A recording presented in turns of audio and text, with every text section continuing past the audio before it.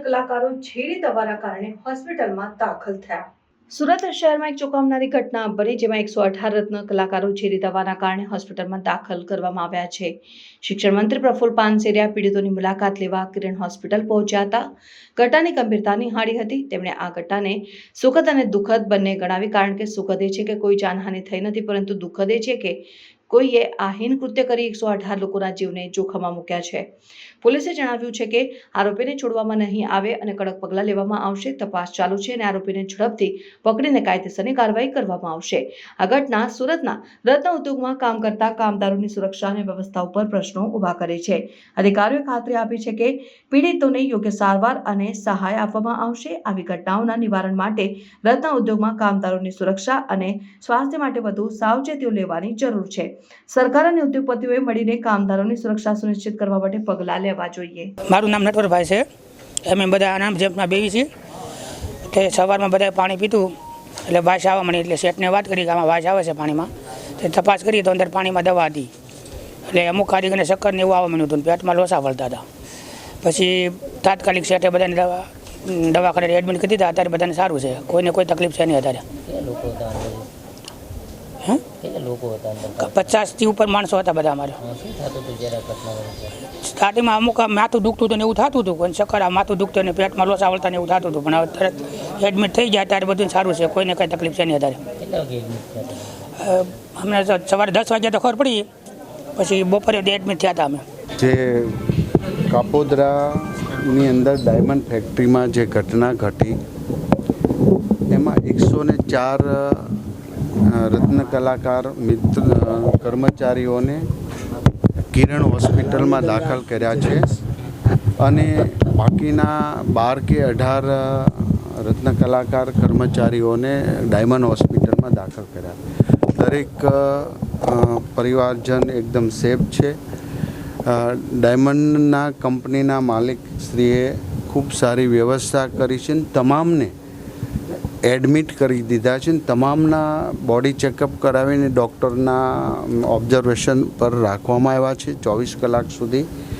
કોઈ તત્વએ આ ઝેરી મિલાવટનું પાણી પીવાનું જે કુલર છે એની અંદર નાખી દીધું છે। પોલીસના અમારા ડીસીપીથી લઈ કમિશનર તમામ વ્યક્તિઓ અહીંયા હાજર છે। આખી ડૉક્ટરની ટીમ, સમાજના અગ્રણી મથુરભાઈથી લઈ અમારા સુરત શહેરના મેયર, તમામ લોકો એક પણ રત્ન કલાકારને કોઈ પણ જાતની કોઈ તકલીફ ન પડે એ હેતુસર ફેક્ટરીના માલિક પોતે અહીંયા છે અને આખી રાત અહીંયા રહેવાના છે। અને આદરણીય મુખ્યમંત્રી શ્રી સાહેબ સાથે પણ વાત થઈ, એમણે પણ મને રૂબરૂ હોસ્પિટલ પર જઈ અને શું પરિસ્થિતિ છે બધું જ જાણ કરી, કોઈને તકલીફ ન પડે અને તમામ પ્રકારની સારી સારવાર મળે એ હેતુસર આજે તમામ રત્ન કલાકાર કર્મચારી પરિવારને હું રૂબરૂ મળ્યો છું। દરેકનું સ્વાસ્થ્ય સારું છે।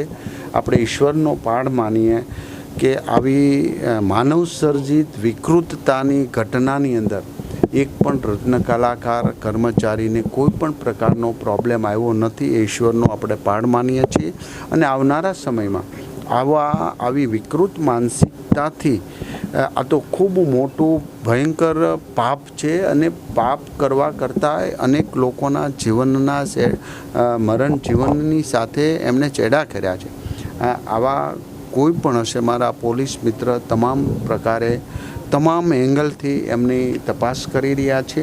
પહેલી પ્રાયોરિટી આપણી એ છે કે એક પણ રત્ન કલાકાર આપણા કર્મચારીને કોઈ પણ પ્રકારનો તકલીફ ન પડે, એમને કોઈ પણ રાતના પણ આ હોસ્પિટલ કિરણ હોસ્પિટલની અંદર આખો વોર્ડ 104 રત્ન કલાકારને દાખલ કરી એમના ફેક્ટરી માલિકે ખૂબ સારી વ્યવસ્થા કરી છે। અને આવનારા સમયમાં હજી જે કંઈ કરવું પડતું એમના ટેસ્ટથી લઈને તમામ પ્રકારના રિપોર્ટ કરી ડૉક્ટર સેફ જાહેર કરશે, પછી જ હોસ્પિટલથી આ રત્ન કલાકાર કર્મચારીને રજા આપવામાં આવશે।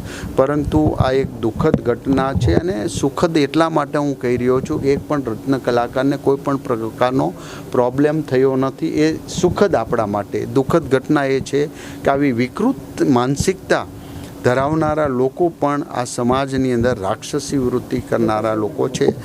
એ બક્ષવામાં નહીં આવે અને પોલીસ એની રીતે કામગીરી કરી રહી છે. તમામ રત્ન કલાકારની બંને ડૉક્ટરો છે જે આખી નાઇટ અહીંયા ડ્યુટી નિભાવવાના છે અને એ અહીંયા જ છે. ત્યારે એક પણ રત્ન કલાકારને સેજ પણ પ્રોબ્લેમ ના આવે એનું સંપૂર્ણપણે નિરીક્ષણ કરી અને ધ્યાન આપી રહ્યા છે.